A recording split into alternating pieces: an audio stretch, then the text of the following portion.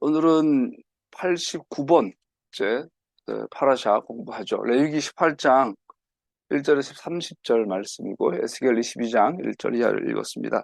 레위기 18장은 우리 가족들과 아이들과 함께 공부하기 되게 민망해요. 그리고 제 어릴 때만 해도 좀 이런 건 뭐 남의 나라 이야기 설마 이랬는데 요즘은 더군다나 더 이거 노출해서 공개해서 또 해야 될 주제들인 것 같아요. 우리 18장을 시작하면서 우리 3절 읽어볼까요? 18장 3절 레위기 시작. 너희는 너희가 살던 이집트 땅의 풍속도 따르지 말고 이제 내가 이끌고 갈 땅 가나안의 풍속도 따르지 말아라. 너희는 그들의 규례를 따라 살지 말아라. 이집트 땅의 풍속, 유행, 가나안 땅의 풍속, 이집트와 가나안이죠. 두 개를 따르지 말아라 라고 말해요. 그러면서 오늘 18장의 내용은 대부분 성적인 문제, 성적인 문제 중에서도 성적 일탈에 대한, 특히 근친, 상간, 또 수간, 완전 오늘로 말 변태적인 성행위, 성관계에 대한 것을 주제로 하고 있어요. 그래서 이것을 읽으면 특별히 저 대부분 그럴 거예요. 너무 낯설죠, 우리들한테는. 간통과 간음은 뭐 자주 텔레비나 뉴스에도 자주 나오는데 근친상간은 사실 우리 주변에 제 평생 50년 넘게 살면서 단 한 번도 못 봤거든요. 그리고 또 보니까 못 봤고 낯설죠. 수간, 뭐 동물과의 성관계. 옛날에 뭐 그런 변태 성욕자들의 어떤 그런 거에서 나오던 듣도 보도 못한 이야기들인데 저도 어릴 때부터 레위기 18장 읽으면서 이거 너무 오버 아닌가. 그리고 정말 극소수, 정말 희한한 사람들의 이야기가 아닌가. 그런 이야기를 뭐 이렇게 공개적으로 할 필요가 있나. 일반적인 사회에서 또 교회 다니든 안 다니든 일반적인 양심을 가진 사람들이라면 도덕적인 감각이 있다면 이런 일은 상상도 못하지 않나. 근데 이거를 꼭 이렇게 공개적으로 수천 년 동안 베스트셀러인 책에 이렇게 온 가족이 읽는 책에 이렇게 해야 되나 했는데 어, 그렇지 않다라는 거죠. 분명 간통과 간음은 항상 존재했지만 근친상간과 다른 혐오스러운 성적 행위는 생각할 수 없는 것들이었습니다. 그런데 지금은 그렇지 않습니다. 비정상적인 행위가 받아들여질 뿐 아니라 반대하는 사람들이 비정상으로 취급됩니다. 의와 불의가 뒤바뀌어 버렸습니다. 물론 뭐 지금 꼭 그런 거 아니죠. 과거나 언제나 다 있었는데 특별히 오늘날은 더욱 더 이런 미디어를 통해서 인터넷이 사실은 미국 국방성에서 만들어낸 것이 인터넷이지만 그 인터넷이 꽃을 피우는 것은 방위 산업보다 포르노 산업이죠.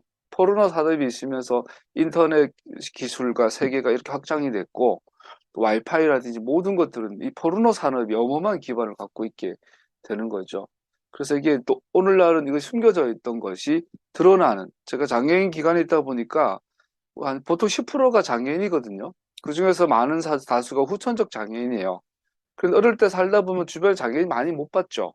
왜냐하면 숨겨져 있었으니까. 숨겨고 본인도 안 나오고 사회적인 인식도 그랬으니까. 없었던 게 아닌데 이런 성적인 일탈이나 변태적인 죄악스러운 악한 오늘 성경의 표현에 의하면은 역겨운 이런 부끄러운 뭐 다 같은 의미인데 역겨운 성적인 일탈들이 숨겨져 있다가 오늘날은 미디어를 통해서 오늘날의 이 문화를 통해서는 노출이 되고 노출이 되다 보니까 자주 노출되다 보니까 익숙해지고 또 그렇게 노출된 사람들이 일종의 소위 연예인들을 제일 앞에 서 있죠. 그래서 어쩌면 멋으로 개성으로 또 그 사람만의 어떤 취향으로 이렇게 받아들여진 시대가 왔어요. 그런데 분명한 건 악은 악이고 더러운 건 더러운 것이고 아닌 건 아닌 것이죠. 그런 거를 오늘 고발하고 있어요. 그래서 오늘 레위기 18장은 앞으로 미래 사회가 오면은 가장 천대받을 장 중에 하나일 거예요. 특히 젊은 애들 사이에서는. 오늘 본문의 구조를 그래서 이럴 필요가 있는데 오늘 18장 한 장만을 문맥 가운데 보면 앞에 5절, 1절에서 5절까지 그리고 마지막에 26절에서 30절까지가 머리와 이게 딱 뚜껑으로 닫혀서 시작과 끝이에요. 그래서 앞에 다섯 구절, 마지막 다섯 구절은 오늘 중간에 주제를 계속 반복하면서 18장 전체가 하나의 주제를 갖고 있어요. 그래서 이런 구조를 갖고 있는 목표는 하나님 백성은 하나님께 신실해야 하며 그 시대의 풍속, 그 시대의 유행, 짜이스가이스트, 그 시대의 시대 정신에 충성하는 것이 아니라 하나님께 신실해야 하며 그렇게 함으로 그들은 온 땅에 하나님의 이름을 구별할 수 있다. 어떻게 함으로 18장에 나온 내용에 순종함으로 그렇게 오늘 구조적으로 설명하고 있다는 거죠. 여기서 좀 확장해 보면요. 우리 출애굽 32장에 금송아지 사건이 일어나요. 아까 13절에 보니까 이집트의 풍속, 가나안의 풍속을 따르지 마라. 구체적으로 그들의 규례를 따라 살지 말아라 라고 딱 선언해 버려요. 그러면 이집트 땅의 대표적인 신이 아피스, 송아지, 소를 섬겼죠. 이집트 섬기고 양을 섬기고 태양을 섬기고. 그런데 유대인들은 어떻게 돼요? 소를 잡아먹고 소를 제물로 드리고 신인데 양을 잡아먹고 양을 제물로 드려요. 그래서 그 이집트에서 탈출해서 애굽에 광야에 있을 때 그들이 첫 번째 하나님의 우상을 떠나고 우상을 만들어낸 신이 금송아지 신이었죠. 그래서 그 금송아지 신은 하나님을 대체물이었어요. 그래서 우상을 섬기려고 섬긴 게 아니라 우리를 애굽에서 이끌어낸 신을 우리에게 나타내 보여라. 그랬더니 아론이 막 해서 만들었더니 금송아지가 나온 거죠. 이것은 애굽의 신을 보여준다고 풍속이라고 할 수 있어요. 확장한다면. 그런데 지난주에 했던 레위기 17장은 염소가 나와 염소. 염소 피를 마시지 말고 염소 피를 뿌리지 말아라. 이렇게 나와요. 즉 양과 염소는 뭐 거의 동일시되는데 이 가나안 풍속에 있어서 양과 염소는 잡아서 먹기도 하고 애굽에서는 양은 신이지만 가나안에서는 양을 잡아서 제물로 썼죠. 특별히 그 제물 가운데 피를 마시고 피를 바닥에 뿌리고 땅에 뿌리고 이거를 금지하는 게 지난 17절에 했어요. 그래서 초기 32장의 금송아지 사건과 지난주에 또 레위 17장의 염소피 뿌리고 먹는 걸 금지하는 이 사건 전체를 하나의 스토리로 하나의 서술로 이해를 하게 되면 한 가지 주제가 뚜렷해져요. 금송아지 사건의 잘못된 주체는 아론 제사장이에요. 리더예요, 리더. 그리고 레위 17장에서 염소는 백성들의 지도자나 일반 백성들을 의미해요. 그래서 공교롭게 18장부터는 제사장보다 일반 이스라엘 백성들 전체가 그들의 라이프 스타일, 그들의 삶을 어떻게 거룩하게 살 것인가를 제시하고 있고 금송아지 사건이 있었던 출애굽기 32장부터 레위기 16장까지는 제사장이 중점적으로 어떻게 거룩하게 살 것인가를 다루고 있어요. 즉 출애굽기 32장에서 레위기 16장까지는 제사장이 하나님 앞에 구별되어야 하는 법, 그리고 레위기 17장을 기점으로 18장 이하 레위기 20장 마지막 장까지는 일반 백성들이 어떻게 거룩하게 살 것인가. 이 전체를 하면 뭐예요? 이스라엘은 하나님께 구별되어야 한다라는 거예요. 그러면서 하나님께서 한 나라를 건축하기 위해서 지도자들과 일반 백성들이 하나님께 구별되는 법을 지금 가르치고 있는 중이죠. 그 중에서도 우상 숭배를 하지 말아라는 것을 가장 기준을 잡고 첫 번째로 적용하는 것이 성생활이에요. 성관계에 대한 것, 성에 대한 것들이에요. 그래서 18장에 보면은 가나안 풍속과 이집트 땅에 있었던 성문화에 대해서 고발하고 있고 이것은 역겨운 거다라고 말하고 있고 하나님께서 말하는 성은 가족, 부부 이렇게 말하고 있는 거죠. 최근에 지난주구나 유튜브인가 뭐 기사를 보다가 저도 충격받았어요. 우리 투탕카멘 애굽에 몇천 년 전 유물도 보면은 그 항아리도 나오고 우리 로제타 비석이 나오기 전에 애굽의 그 비문들을 해석을 못 했잖아요. 그리고 대부분의 애굽의 벽화나 이런 것도 그림으로 그려져 있잖아요. 그러니까 애들 코브라 대가리 혹은 그 자칼 대가리로 이렇게 사람이 몸은 사람인데 얼굴은 이렇게 그 동물로 이렇게 표현되는 거지. 이집트의 고대 문화, 벽화 이런 거. 네. 우리는 그거를 뭐죠? 이 교과서에서도 보고 그림에서도 보고 신문에서도 보면서 그냥 대충 넘어갔는데 누가 그거를 확대를 해가지고 디테일하게 보여주는 것을 봤어요. 너무 놀랐어요. 전부 다 성관계하는 모양이었어요. 이집트의 그 고대 민속화나 뭐 해야 되나? 그런 벽화가 우리나라 대단해요. 우리나라 고구려 시대의 예? 사신도라든지 이런 옛날의 벽화를 보면 정말 수준 높아요. 그런 거 비교하면. 그 이집트의 벽화나 이집트의 그 항아리 부분 이런 거 보면은 전부 다 성관계하는 것들이 말로 할 수 없는 오늘날 우리가 변태라고 하는 그 성관계가 다 묘사되어 있는 것이 이집트의 문명이야. 근데 더 충격적인 건 예를 들어서 그 중에 그 벽화 속에 등장인물이 10명, 20명이라면 여자는 한 명밖에 없어요. 다 남자들. 남자들의 성기를 크게 묘사해가지고 남자와 남자 함께 동성애하는 것을 그렇게 표현해 놓은 여자는 한 명이. 그런데 그게 이집트의 뭐예요? 문화예요. 이집트의 자랑스러운 우리 뭐 국보 메토 뭐 이런 것들이. 그래서 성경에서 하나님께서 20 2023년을 살아간 우리한테도 동성애라든지 그런 변태적인 성적인 것들은 정말 은밀하고 부끄럽고 막 이런 것들이잖아요. 막 역겹고 이런 것들이잖아요. 그런 건데 불과 수천 년 전에, 3,000년, 4,000년 전에 그들은 일상이었어요. 이 개념이 달랐던 거지. 그래서 이집트 땅의 풍속, 이집트가 그랬어요. 가나안도 그랬어요. 우리가 수요일 공부처럼 구름 타고 오시리라. 구름 타고 오시는 분, 우리가 예수님을 모시할 때 다니엘서부터 요한계시록까지 구름 타고 오신다. 예수님도 구름 타고 가셨어요. 그래서 구름 타고 오시는 분의 대척점에 있는 신이 바알 신이죠. 바알은 구름을 관장하는 신이에요. 그래서 바알의 구름을 내리는 것은 정력을 쏟아내는 거예요.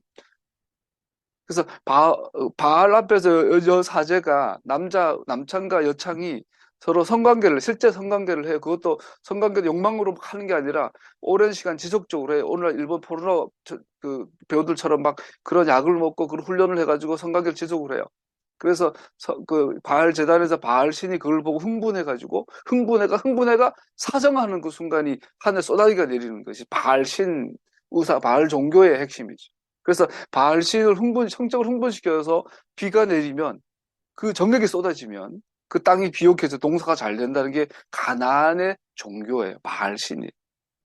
그 가나안을 하나님께서 약속의 땅으로 이스라엘에게 주셨기 때문에 그 엘리야가 그 갈멜산에서 싸웠던 바알과 아세라의 그 제사장들은 다 우상 숭배자들인데 곧 음란한 풍속의 무리들이죠. 그들 앞에 서서 엘리야가 너희가 언제까지 머뭇머뭇하려느냐.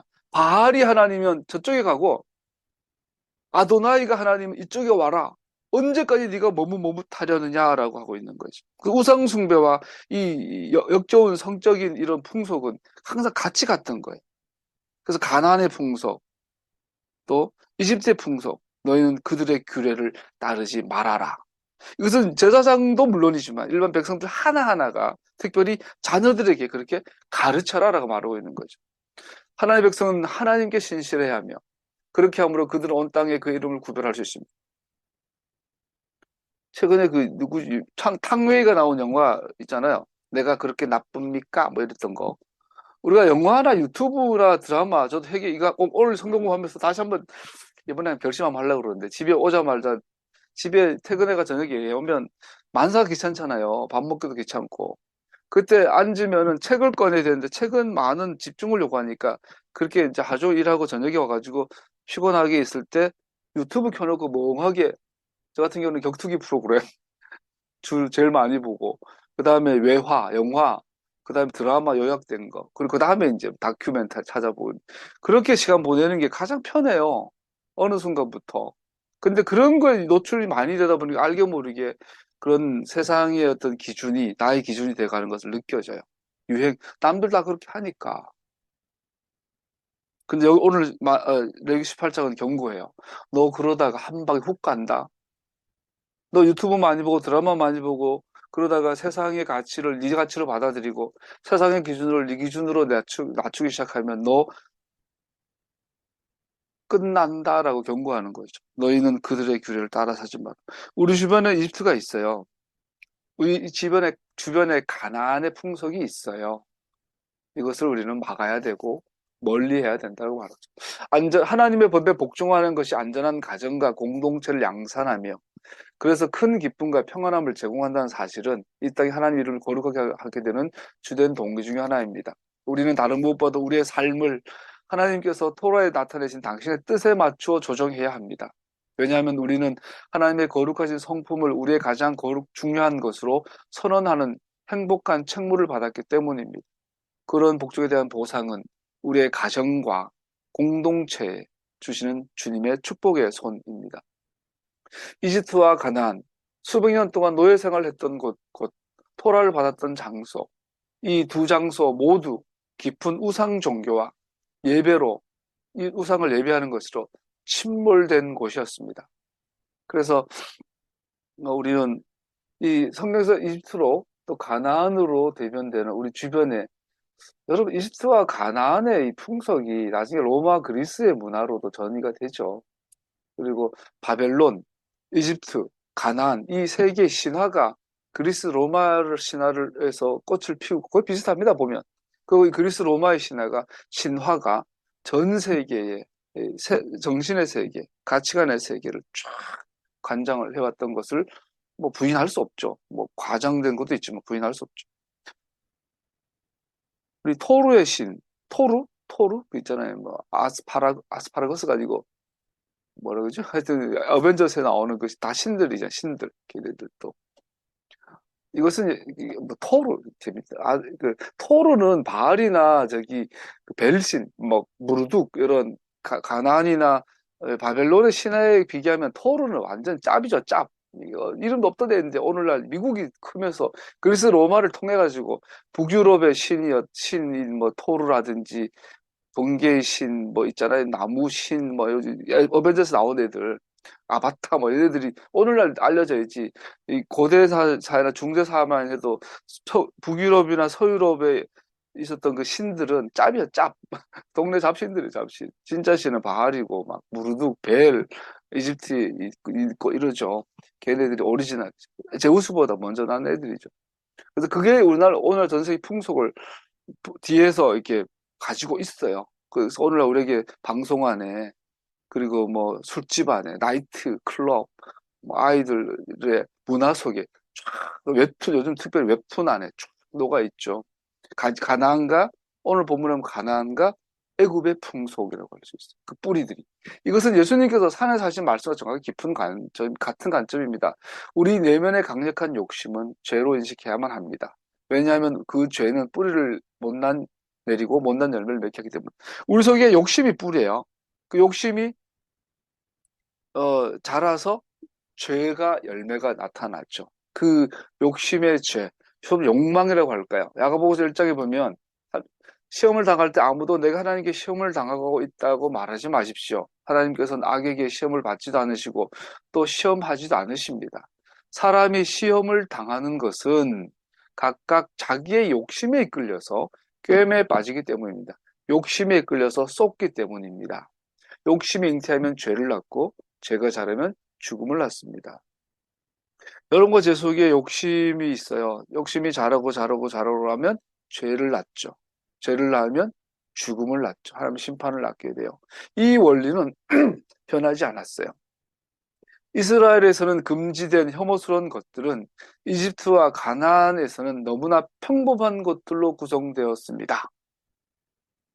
물론 이스라엘의 역사에도 이스라엘의 제사장들도 바람 피우고 동성애하고 뇌물 받아먹고 했어요. 살인 교사하고. 이스라엘에 있는 랍비들도 그렇게 살한 놈들도 많아요. 그런데 알아야 될 건 애굽이나 가나안에서 동성애라든지 근친상간이나 수간 뭐 이런 것들은 그냥 풍속이었어요. 그러나 이스라엘에서는 그것은 죄였어요. 일탈이었어요. 받아들이지 않는 것들이었어요. 오늘날 걱정됩니다. 오늘날 방송을 보면 동성애가 너무나 이게 자연스러워지기 시작하고 참 섞여 있어서 잘 분별을 해야 되는데 쉽지 않은 요즘 문신만 봐도 그래요. 참 큰일입니다. 분명 그러한 근본적 행동들 야기시키는 죄된 행위들도 물론 금지됩니다. 그래서 우리 자기 속의 욕망을 잘 들여다봐야죠. 욕망이 있다면, 욕망은 불이라서 끄지를 못해요. 이걸 싸워서 이길 수는 없어요. 욕망을 꿀 수 있는 것은, 뭐랄까, 하나님의 은혜죠. 깊은 사색, 깊은 성찰, 또 하나님 말씀의 깊은 묵상, 또 하나님을 경험하는 것에 반복된 은혜들, 이런 것 종합해서 우리 욕망들이 다스려진다기보다 욕망의 근원이 끊어지기 시작하는 거죠. 욕망의 근원 속임수예요, 속임수. 그래서 내가 이 욕망이 있고 욕망이 발발 타오르면 뭔가 꿈꿔지는데 사실 그건 허상이다. 가짜라는 것을 깨닫는 것이 욕망을 이기는 유일한 방법이에요. 즉, 진리를 아는 것이 우리를 자유케 하죠. 진리를 알아야 욕망과 싸울 수 방법은 진리밖에 없어요. 게임에 속지 않는 것인데 속은 상태에서는 이 욕망을 제어할 수가 없어. 싸워서 이길 수가 없어요. 죄 안 지으려고 뭘 바보등 쳐도 우리는 죄 못 이겨요. 우리 속에 욕망에 들끓기 시작하면 이거 못 이기죠. 그러나 진리, 실체를 알면 끊어지죠. 끊어지죠. 그래서 성경 공부 열심히 해야 돼요. 하나님의 백성들을 둘러싸고 있는 우상 국가들은 자신들만의 법령들을 갖고 있을 것이 분명합니다. 이것은 우상 사회에서 수용되는 문화적 개념들입니다. 거기서는 보통, 정상. 그래서 하나님의 백성들에게도 오케이라고 합리화하기 쉽습니다. 프랑스는 결혼 외에 결혼 안 하고 아이를 낳는 게 60%, 66%인가 그러죠. 10명의 아이가 낳아서 그중에 6명 이상은 엄마 아빠 결혼 안 한 상태예요.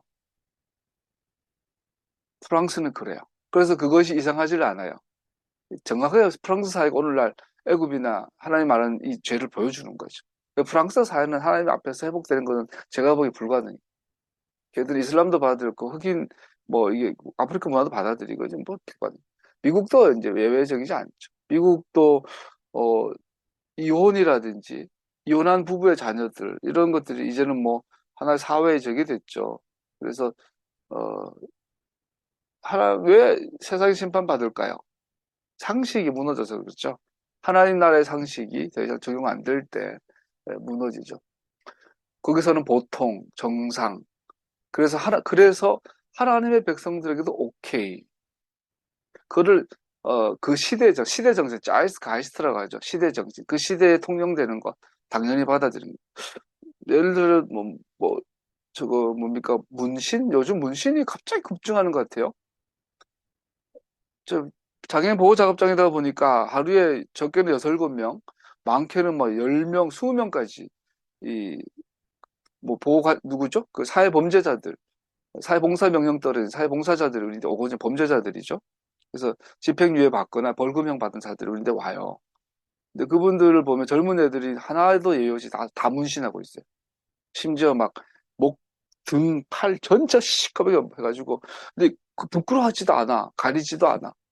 그들에게 하나님 무엇인가 봐. 문신이라는. 그러나 이것은 어마어마한 하나님 앞에 죄거든요. 문신이라는 거는. 특별한 문신의 필요할 때가 있죠. 사람이 살다 보면. 근데 상처가 나는데 상처를 가리기 위해서 하는 그런 거 있을 수도 있고.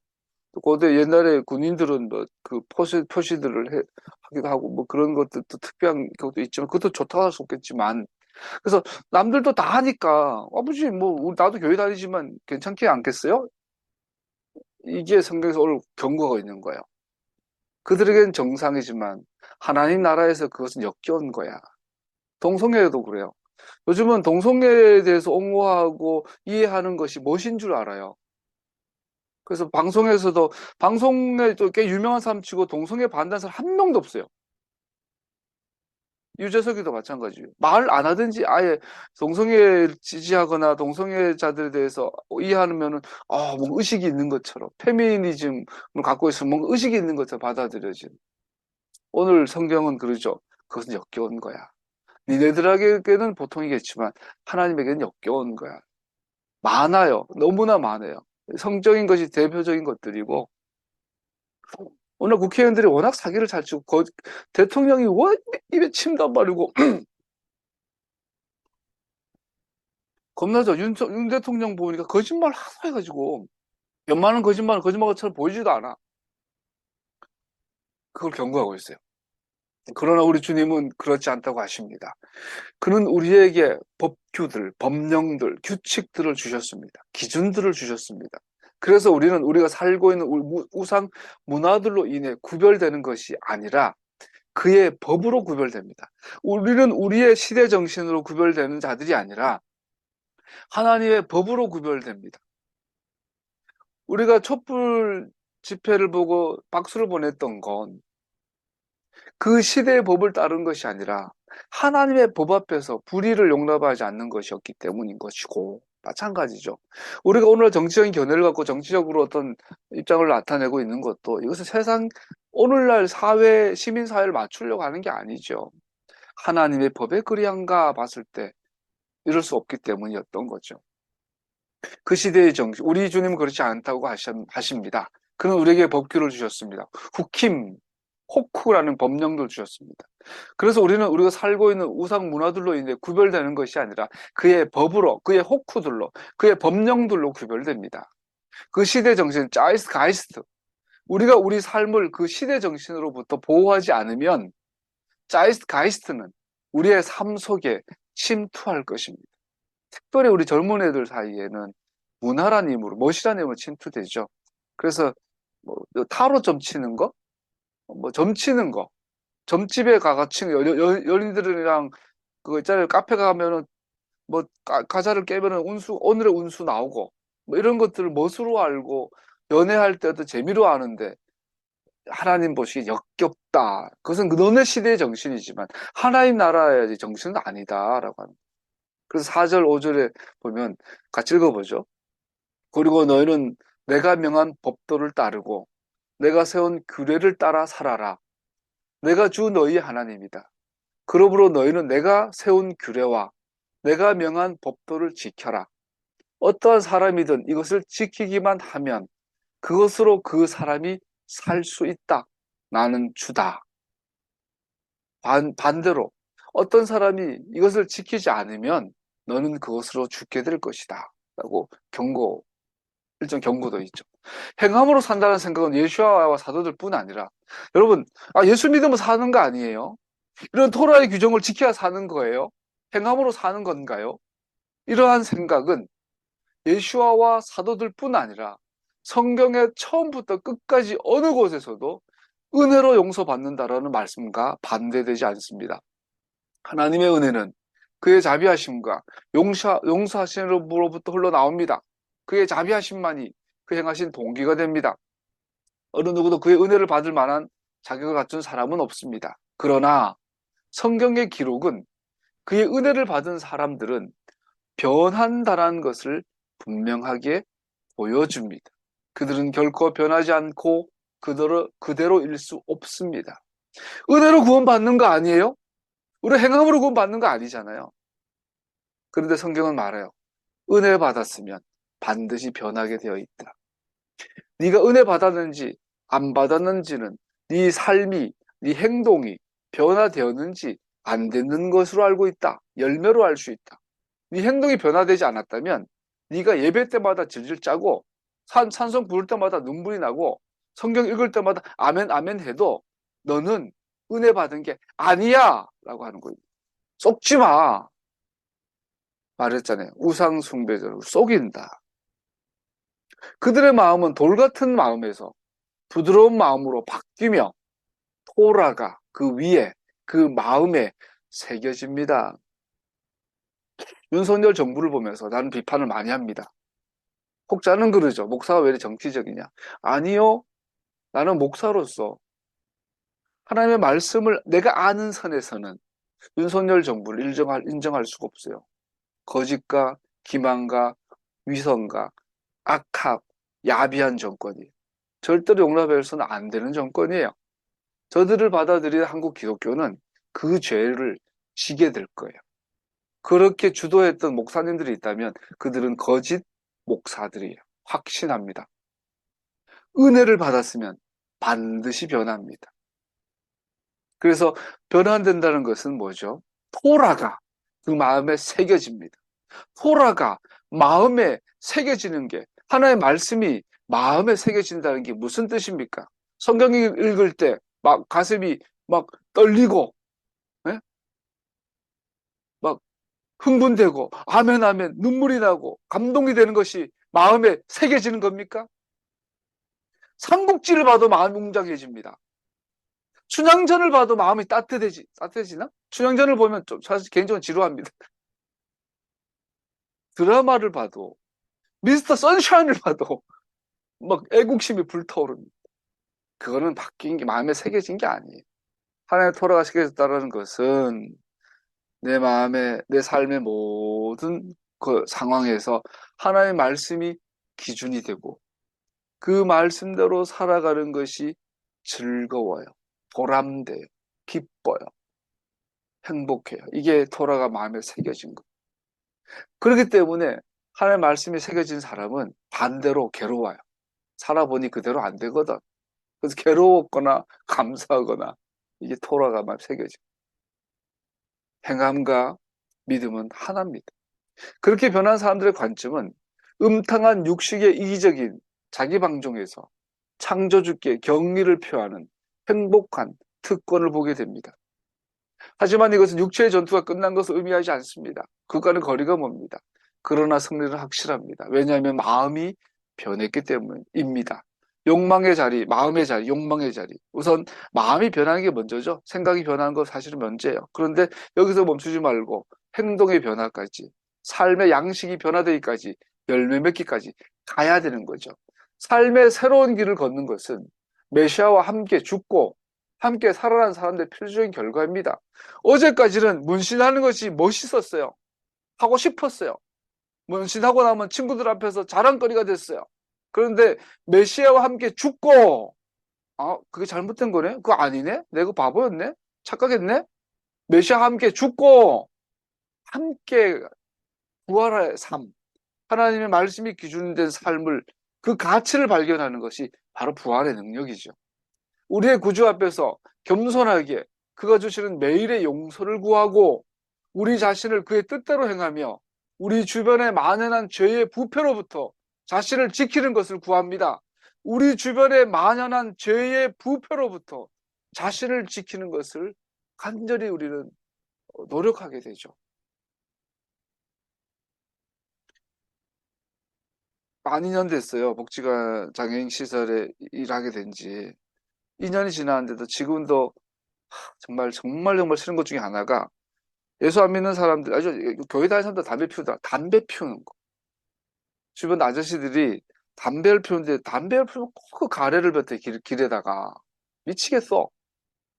그래서 이제는 담배 피우면은 난 피하거든요. 이제 짬밥이 되니까. 근데 담배 피우는 사람들 젊으나 나이 드나 다 가래쯤 탁 뱉어. 이거 아직도 우리 동료들이 그렇게 한 짓을 옆에서 많이 보는데도 아직 적응이 안 돼요. 다행히. 그게 되면 나도 가르침 뱉겠지. 그는 사람이 할 짓이 아니잖아. 어떻게 사람이 다른 사람들 앞에서 담배 피우다 나는 그 탈에 묻은 탈인가? 묻은 가래침을 땅바닥에 사람 지나가는 길에 뱉냐고. 그런, 내가 보기 사람이 아니거든요. 사람이 아니야. 우리 주변으로부터 만연된 죄의 부패로부터 우리는 우리 자신을 지켜야 합니다. 하나님의 말씀을 기준으로 살아야 합니다. 이것이 우리를 지키는 것이고, 이것이 메시아와 함께 죽고 내 생각을 내려놓고 하나님의 생각을 받아들이는 것이 십자가죠. 이러한 가르침은 신약 성경이 아닌, 땡땡 아닌 오늘 본문 토라의 것입니다. 율법의 것입니다. 이스라엘은 달라야 했고 그들이 떠나는 우상주의와 첨약에 반대해야 했고 우상 숭배자들이 소유한 땅으로 들어가야 했습니다. 그 어, 어, 오늘 우리 주변의 문화와 뭐 웹툰 문화, 유튜브 문화, 뭐 왓챠 뭐 있잖아요. 넷플릭스 뭐 영화 그거 이제 뭡니까 이 포톤 아니 뭐지 이 포털 뉴스의 문화, 뭐 우복 문화, 음식 문화, 음악 문화, 모든 문화에서 우리는 막 깐깐하게 이렇게 그렇게 할 수는 없지만 우리는 하나님의 은혜로 우리를 지켜야 합니다. 이스라엘은 외적으로 드러나는 악마적 상처들, 문신이죠. 신체를 꿰뚫는 것, 피어싱, 문신들 같은 것으로 우상 숭배자들처럼 보이지 말아야 했습니다. 2000년 전 이스라엘에 모세가 살아있었을 때 문신은 우상 숭배자들이 하는 것들이었어요. 헬렐레하고 신체 뚫는 것, 피어싱, 악마의 상처들, 모든 것들은 그에 근원하고 있어요. 그들은 하나님께서 당신의 형상을 나타내시기 위해 자신들의 몸을 창조하셨다는 깊은 내면에 자리 잡은 믿음을 외모로 증거해야 했어요. 사람은 하나님의 형상으로 지음받았기 때문에 우리의 마음뿐 아니라 외모를 통하여 하나님이 살아계심을 증거해야 해요. 이런 말 옛날에 설교했다가 욕 많이 얻어먹었는데, 여자들 귀걸이도 가능하면 귀도 뚫지 말아요. 안 뚫고 할 수 있잖아, 귀걸이. 꼭 뚫어야 되냐고. 그 문화의 뿌리는 옛날에 우상 숭배에 있는 거고, 뚫었다면 어쩔 수 없는 거지만, 그 수지 부모 뭐 있잖아, 이거. 부모님한테 물려받은 것뿐 아니라, 그것도 그래서도 소중하지만, 우리는 하나님의 형상으로 지음받았기 때문에 마음뿐 아니라 생각뿐 아니라 외모도 하나님의 형상을 나타내는 그 거룩함을, 그 수준을 드러낼 정도로 보존하는 것은 굉장히 중요합니다. 남편과 아내 사이의 성적 관계를 통해 가족으로 세워지는 것은 하나님과 그의 신부 이스라엘과의 계약 관계를 반영합니다. 여러분, 다시 말씀드리지만 존재하는 모든 것은 없었던 적이 있어요. 하나님 외에. 달도 없었던 적이 있고요. 지구도 없었던 적이 있고요. 시간도 없었던 적이 있고요. 사람도 없었던 적이 있고요. 부부 관계도, 부부라는 것도 없었던 적이 있고요. 부모와 자식 관계도 없었던 적이 있고요. 만들어진 관계들이에요. 즉, 존재하는 모든 것들은 목적이 있는 거예요. 하나님께서 세상을 만드실 때 우리가 다시 케뎀에서 다시 케뎀으로 갈 때는, 처음에서 나중으로 갈 때는 하나님 나라에 가면 천사와 같다 했어요. 예를 들어서, 즉 그 말은 하나님 나라에 가면 결혼 관계가 없어요. 부모와 자식 관계가 없어요. 그냥 하나님과 하나님의 백성들 관계밖에 없어요. 그러면 우리가 부부라는 것, 부모와 자식이라는 것, 친구라는 것, 뭐 할아버지와 손자라는 이런 관계들은 한시적이고 일시적인 하나의 목표와 하나의 그림을 보여주는 그림자예요. 그림자. 그 실체가 뭐냐? 하나님과 우리와의 관계를 보여주기 위한 장치들이에요. 그래서 부부 관계는 하나님과 하나님의 이스라엘과의 관계를 보여주는 하나의 사인이고, 부모와 자식 관계, 이성 관계도, 남자와 여자가 서로 눈이 맞아서 사랑하게 되는 이성 관계도 하나님과 이스라엘 관계를 보여주기 위한 하나의 그림자들이에요. 그 중에서 특별히 부부 관계는 예레미야 31장에서 선명하게 말하고 있는데, 이 목적을 갖고 주어진 하나의 일시적인 장치예요. 그래서 31장 31절에 보면, 그때가 오면 내가 이스라엘 가문과 유다 가문에 새 언약을 세우겠다, 나 주의 말이다. 이것은 내가 그들의 조상의 손을 붙잡고 이집트 땅에서 데리고 나오던 때에 세운 언약과는 다른 것이다. 내가 그들의 남편이 되었어도 그들은 나의 언약을 깨트려 버렸다, 나 주의 말이다. 예레미야가 분명히 말하고 있어요. 하나님께서 이스라엘과 왜 언약을 맺었는지 아냐? 이스라엘과 하나님은 마치 순결한 아내와 신랑 같은 관계여야 하는데, 니들은 이걸 깨트리고 우상을 숭배했다, 바람 피웠다. 그들의 가슴 속에 나의 토라를 넣어주며 그들의 마음판에 새겨 기록하여 나는 그들의 하나님이 되고 그들은 나의 백성이 될 것이다. 나는 그의 남편이 되고 그는 나의 아내가 될 것이다. 부부관계는 하나님의 관계를 보여주기 위한 아주 확실한 관계이죠. 부자관계도 마찬가지죠. 그게 다가 아니에요. 그래서 하나님의 법을 지킬 때 성적인 관계의 모든 즐거움은 하나님 백성이 그의 백성들을 위해 맺으신 언약의 그림을 보여줍니다. 이러한 하나님의 생각에서 벗어나는 것은 이스라엘의 신랑으로서 하나님 자신의 바로 그 거룩함을 무시하는 겁니다.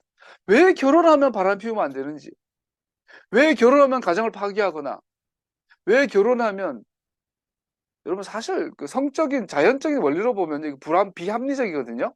한 남자가 한 여자를 평생 사랑해야 된다. 즉 까놓게 해가지고 한 남자가 한 여자라고만 평생 성적인 관계를 맺어야 된다는 것은 자연의 섭리에 보면 이거 비극이에요.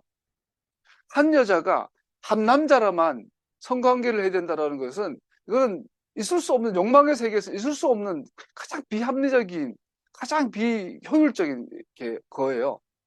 차라리 동물처럼 이 세상에 매력 있는 이성이 얼마나 많은데. 그래서 사람들이 오늘날 세상에서 그러잖아요. 어차피 죽어도 썩어갈 몸, 왜 몸을 소중히 여기냐, 어차피 썩어 없어질 몸 마음껏 즐기지. 이 세상 논리예요. 그런데 하나님께서는 부부라는 관계 안에 성의 관계를 딱 묶어버렸어요. 영원토록 절대적인 관계 묶어버렸어요. 이 두 사이를 건드는 놈은 반드시 심판한다. 왜 이 답답한, 왜 하나님이 이렇게 이 아름다운 세상, 저렇게 아름다운 이성들이 많은데 이 젊음을 꼭 한 사람한테만 그래놓고 이 아브라함이 100살이 넘어서도 첩을 두잖아요. 아브라함이. 아니 100살이 돼서도 남자는 성적인 욕망이 사로잡히게 만들어 몸을 그렇게 만들어 놓고 꼭 한 여자랑만 50년 60년 동안 부부 생활하라고 하니 미치고 환장할 노릇이죠. 근데 하나님이 왜 그렇게 하셨을까라는 거. 이것은 다시 말씀드리지만 하나님과 이스라엘 사이의 언약 관계를 보여주는 것이 목적이죠. 부부 관계는, 결혼은 욕망의 배설 장치가 아니에요. 그래서 같은 성관계라도 부부끼리 믿는 성관계랑 부부라는 결혼인가 이 하나님의 거룩한 장치를 떠나서 마음껏 즐기는 욕망의 세계의 부부관계는 달라요. 아니, 성관계는 달라요. 그 성관계는 욕망이 목적이지만 부부 사이의 이 성관계는 목적이 있는 성관계예요. 결혼은 하나님께서 그의 백성들을 향한 언약적 사랑을 보여준 유일한 육체적 그림입니다. 유일한 육체적 그림입니다. 결혼은. 그래서 이 그림이 떨어져 짓밟힐 때, 그래서 짐승처럼 될 때, 그래서 자랑스럽게 수용되고 바른 것으로 받아들여질 때 그는 매우 진노하십니다. 우리 누나가 타지 살다가 누나 부부가 매형이랑 고향에 내려가신 지 한 5년 되셨는데, 저는 매형이 내려갔을 때 그런 말 하더라고. 자기가 오랜 생활 타지 생활하다가 교회 장로님이고 누나는 권사님이 시골 교회 고향으로 돌아왔더니 고향 친구들이 반갑다고 막 찾아오잖아요. 한동안은. 그 깜짝 놀랐대요. 그 처남, 나는 세상에 이렇게, 나는 평생 교회만 있었어 가지고 몰랐다. 내 고등학교, 중학교, 초등학교 친구들이 바람 안 피우는 놈이 없더라. 근데 부인도 그렇더라. 동창회라고 모였는데, 물론 뭐 매형이 놀래서 과장한 거겠지만, 그러고 나서 우리 집안을 봤대요. 바람 피우는 사람 한 명도 없더래요. 너무 이상하더래요. 그 자기도 그럴 마음도 없고 그런 적도 없고, 누나랑 둘이 앉아서 나한테 그 얘기를 해주는데, 처음에는 뭔 소리 했는데, 우리는 교회 안에만 살아서 낯선 것 같은데, 그렇게 많이 그런가 봐요. 그래서, 하나님께서는 이 결혼이라는 이 거룩한 장치를 주셨다라는 것이 우리는 교회 안에만 있어서 당연한 것 같은데, 그게 당연한 건 아닐 수 있겠구나 생각을 하게 돼요. 이 그림이 떨어질 때, 짐승처럼 될 때, 그래서 그것이 자연스럽고 자랑거리가 될 때, 자랑하더래요. 친구들이 술 한잔 하면서 바람 피운 것을 그렇게 자랑하더래요. 그 바람 안 피운 것에 대해서 아유 쫄보야 그러고 이러더라는 거죠. 할 때 하나님은 매우 진노하십니다. 매우 흥미로운 것은 흔히 성적인 일탈들은 명백한 우상 숭배의 부사물로 나타나는 겁니다. 놀라운 사실은 모든 문명권에서 우상 숭배와 하나님을 떠나는 우상 숭배와 성적인 일탈은 항상 같이 가더라는 거죠. 하나님의 진노는 성경에서 세 가지 경우에 반드시 나타나는데, 하나님께서 용서하시지 않고 반드시 진노를 쏟아부으신 세 경우가 있어요. 우상 숭배의 경우, 성적 일탈의 경우, 자녀를 제물 삼았을 때, 이 세 가지는 용서 안 하시는 것 같아요. 어마어마한 진노를 반드시 쏟으시는 것 같아요. 이 세 가지가 함께 일어날 때 인간은 동물의 영역 아래로 악한 마귀적인 것으로 취급하셨습니다. 하나님이 사람을 인간으로 대하지 않을 때가 바로 이 세 가지 죄일 경우에, 우상 숭배, 성적인 일탈, 자녀를 제물 삼을 때, 인간이 존재의 목적을 잃어버리면 하나님의 형상은 희미해집니다. 그러한 것이 악명 높은 소돔과 고모라에서 발생했음이 분명합니다. 가나안을 향한 하나님의 분노는 이스라엘로, 그 땅을 패배케 하는 것으로 나타났고 그들의 죄가 그 땅에 충만해졌을 때 이루어졌습니다. 이것은 오늘날 미국과도 거리가 멀지 않습니다. 티베그 목사님 강의하다 보니까 미국과 우리는 한국과도 거리가 멀지 않습니다. 우리는 명백한 우상 숭배를 눈감아 줍니다. 성적인 일탈들은 수용할 만한 것을 생각하고 자녀들은 학대받고 무시당하며 살해당합니다. 그 청소년 보호센터 이야기 들어보니 우리에게 드라마나 영화에서 나올 일들이 일상인 경우, 그러니까 장애인의 비율이 10%라면 그런 근친상간이나 가족 간의 성폭력 뭐 이런 것들이 최소 10%는 되겠다. 단순히 생각해보니 상상을 초월하겠구나. 우리가 모르는 세계, 낯선 세계. 근데 그것이 오늘 사회에서는 받아들여지는 소설과 드라마와 영화나 아이들의 문화를 통해서 일상화되고 보편화되고 되어지는. 유튜브 인터뷰 보니까 일본의 그 기장가가 한국 와가지고 길거리에서 남자들한테 인터뷰를 해요. 한국에서 가장 유명한 일본 사람이 누굽니까? 근데 그분들이 기대했던 것은 그 사나? 뭐, 그 우리나라 아이돌 그룹 중에 일본 애들 몇 명 있잖아요. 사나? 뭐, 그런 애들, 그런 애들이 나올 줄 알았는데, 전혀 뜻밖의 이름이 나와서, 시미켄, 사미켄? 시미켄? 사미켄? 일본, 포르노 배우, 남자 배우인가 봐요. 가장 유명한, 홍대 앞인가 어디서 인터뷰하는.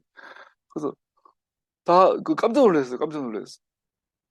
전 세계에서 포르노를 불법화한 나라가 우리나라가 유일할걸요? 우리나라는 성매매나 포르노가 불법이죠. 그래서 다른 나라보다 더 경건한가?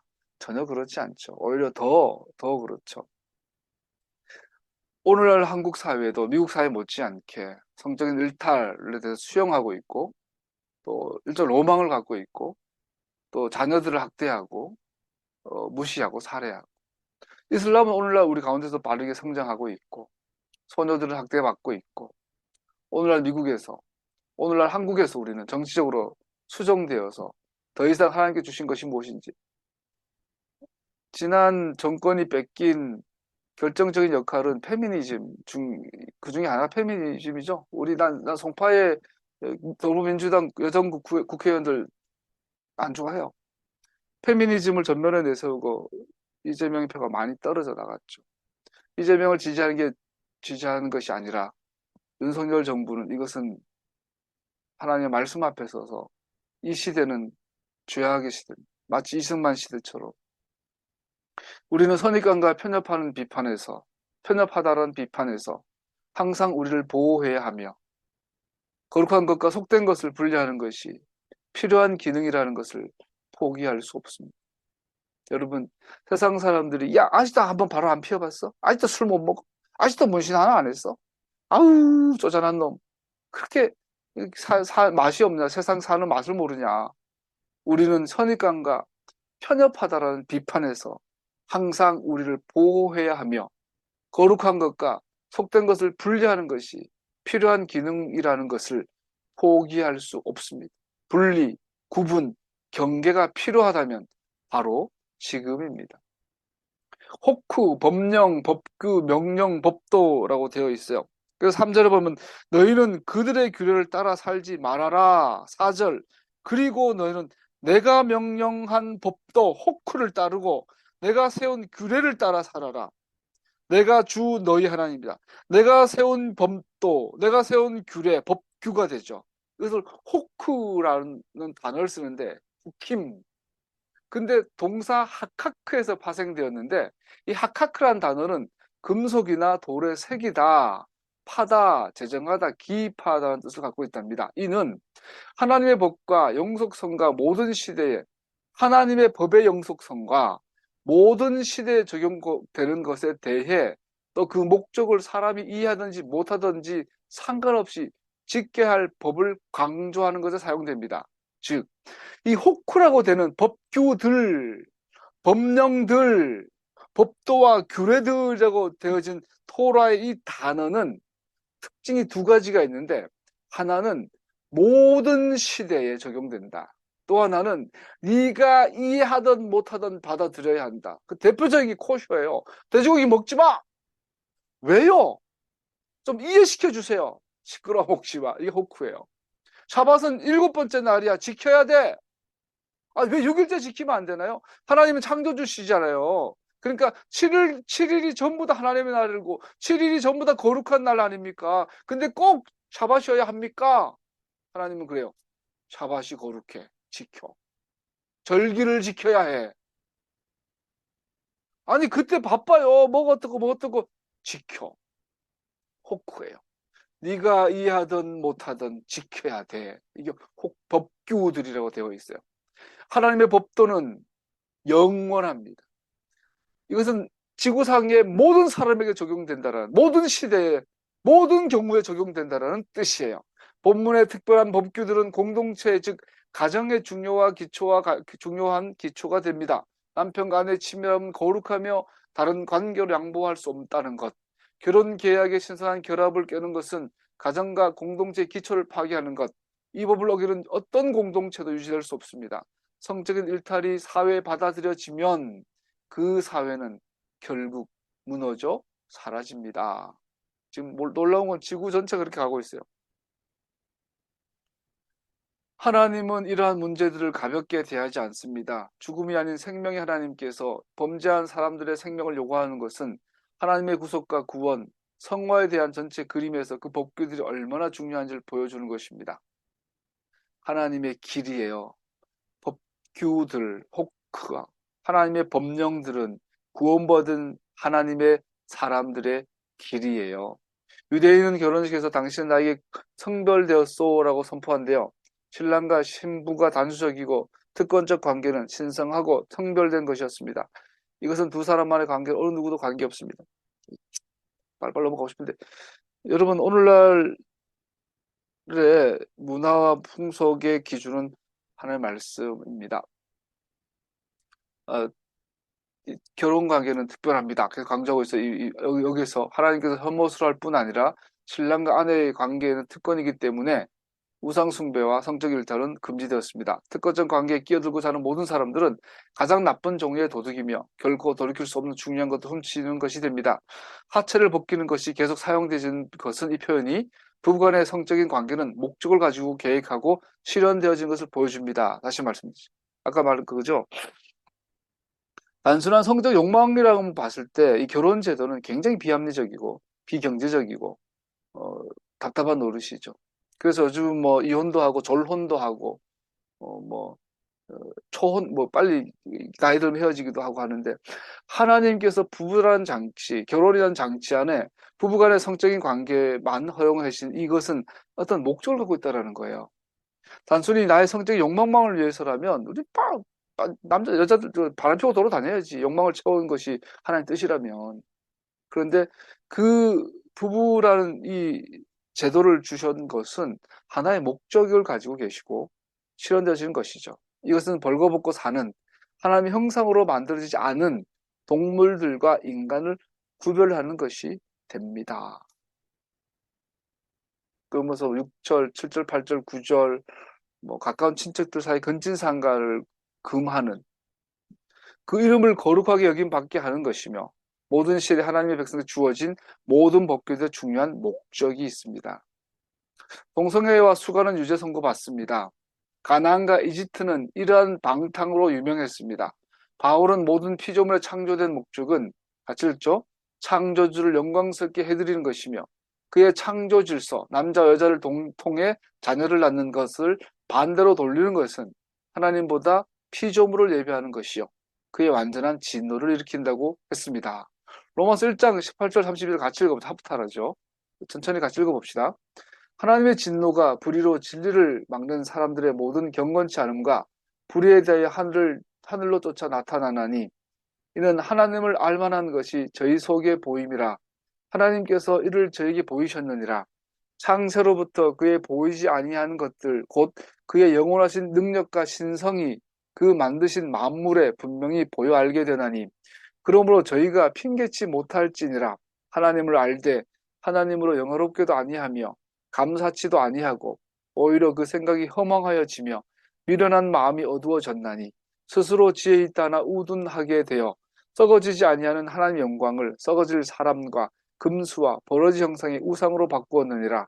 그러므로 하나님께서 저희를 마음의 정욕대로 더러움에 내어버려 두사 저희 몸을 서로 욕되게 하셨으니 이는 저희가 하나님의 진리를 거짓 것으로 바꾸어 피조물을 조물주보다 더 경배하고 섬김이라.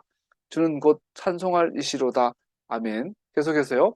이를 인하여 하나님께서 저희를 부끄러운 욕심에 내어버려 두셨으니 곧 저희 여인들도 순리대로 쓸 것을 바꾸어 영리로 쓰며 이와 같이 남자들도 순리대로 여인 쓰기를 버리고 서로 향하여 음욕이 부릴 듯하며 남자가 남자로 더불어 부끄러운 일을 행하여 저희의 그릇됨에 상당한 보응을 그 자신에게 받았느니라. 또한 저희가 마음에 하나님 두기를 싫어하며 하나님께서 저희를 그 상실한 마음대로 내어버려 두사 합당치 못한 일을 하게 하셨으니 곧 모든 불의, 추악, 탐욕, 악에 가득한 자요, 사기, 살인, 분쟁, 사기, 악독이 가득한 자요, 수군수군하는 자요, 비방하는 자요, 하나님의 미워하시는 자요, 능욕하는 자요, 교만한 자요, 자랑하는 자요, 악을 도모하는 자요, 부모를 거역하는 자요, 우매한 자요, 배약하는 자요, 무정한 자요, 무자비한 자라. 저희가 이 같은 일을 행하는 자는 사형에 해당하다고 하나님의 정하심을 알고도 자기들만 행할 뿐 아니라 또한 그 일을 행하는 자들 옳다 하느니라.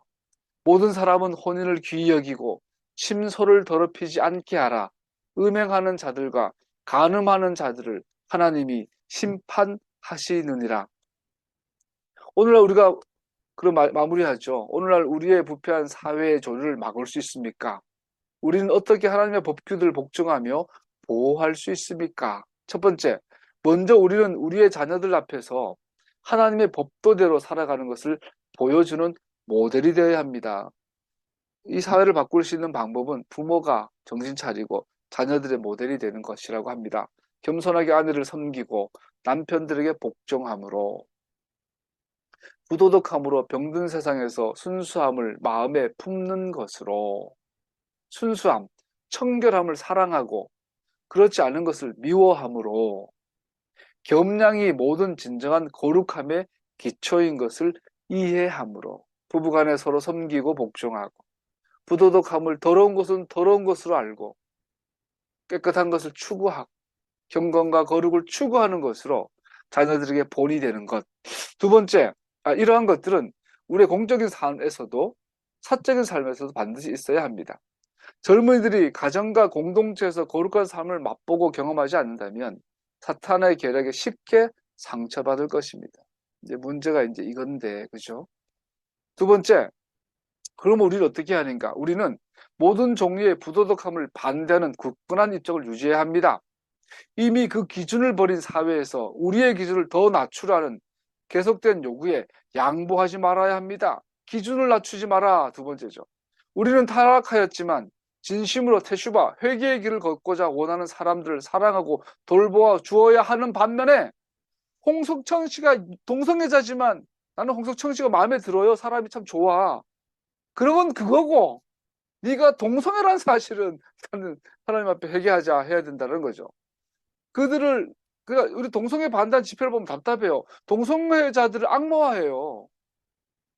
동성애하는 거 동성애 나빠요. 그런데 더러워요. 나도 싫어요. 막 생각도 하기 싫어. 그런데 동성애하는 사람들은 불쌍히 생각해야 될 거 아니야. 걔들 뭐 때려 죽일 거 어떡할 거야. 도로도로 기회를 줘야 될 거 아니야. 그래서 뭐 친절하게 대해줘야 될 거 아니에요. 그래야 되는 반면에 사랑이라는 이름으로 부도덕적으로 행하며 자신들의 죄된 길에서 돌이키기를 거부하는 사람들을 용납할 수 없습니다. 그런다고 그들의 그 행위를 용납해서는 안 되죠. 우리의 기준을 낮추지 말아라. 세 번째, 우리는 혼합된 메시지를 전하지 않도록 주의합니다. 이 부분에서 제가 가장 찔리더라고요.